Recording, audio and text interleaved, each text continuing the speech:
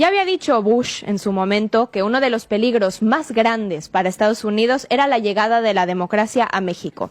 Ya se había abierto la ventana ya en los años 30 con la llegada de Lázaro Cárdenas a la presidencia, quien recibe a los refugiados de la Guerra Civil Española, establece los ejidos, cumpliendo el legado de Zapata de la tierra para el que la trabaja, nacionalizando el petróleo y expropiando los ferrocarriles. Lo intentan evitar con grupos de extrema derecha como el Yunque, que después se convertiría en el partido, el PAN, y eventualmente con la amenaza directa de una invasión estadounidense. Ahí Cárdenas acepta renunciar y otra vez un militar de derecha es puesto en el poder, Manuel Ávila Camacho, un instrumento del intervencionismo de Washington. La ventana se cierra por 78 años, pero el temor de Bush se consuma. Después de incontables masacres, sometimiento, fraudes electorales propios de una dictadura perfecta, el pueblo llega a la presidencia de México en 2018, de la mano de Andrés Manuel López Obrador, y llega en medio de un nuevo interregno. Así como la Revolución Cubana llegó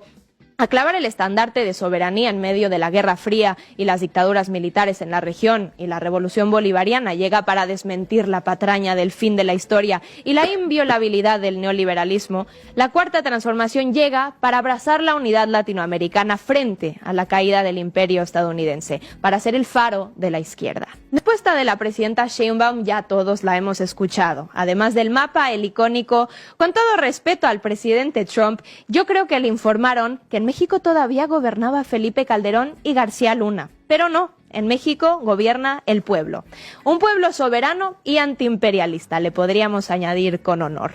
¿Pero qué hubiera significado que siguieran gobernando Calderón y García Luna? Pues fueron los condes de la guerra contra el narco, los titiriteros de las redes de secuestro y los testaferros del cártel de Sinaloa.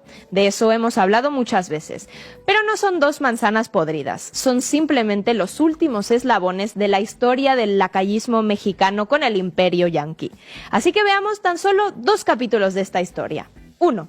Porfirio Díaz y el tráfico lacayo. Momento típico de las dictaduras. Sí, pero la economía creció. Que alguien piense en los millonarios. Pues el ferrocarril de Porfirio Díaz, que trajo tanto crecimiento económico, también era usado principalmente por Estados Unidos para el contrabando de drogas. Después de haber obligado a los campesinos mexicanos a plantar amapola para abastecer a los yanquis de morfina, desde la Guerra de Secesión y la Guerra Civil, volviendo adictos a sus soldados, ven que hay negocio, y entonces Porfirio Díaz construye la línea de ferrocarril de Sonora a Nogales, Arizona, para llegar hasta California, y así tener vara amplia para llevar morfina y sobre todo heroína a Estados Unidos. ¿Quién la comerciaba? ¿Quién comenzó todo? El gobierno estadounidense. ¿Qué pasa cuando la droga entra a Estados Unidos? O sea, ¿cómo se vende el fentanilo en Estados Unidos, en las ciudades de Estados Unidos? ¿O allá no hay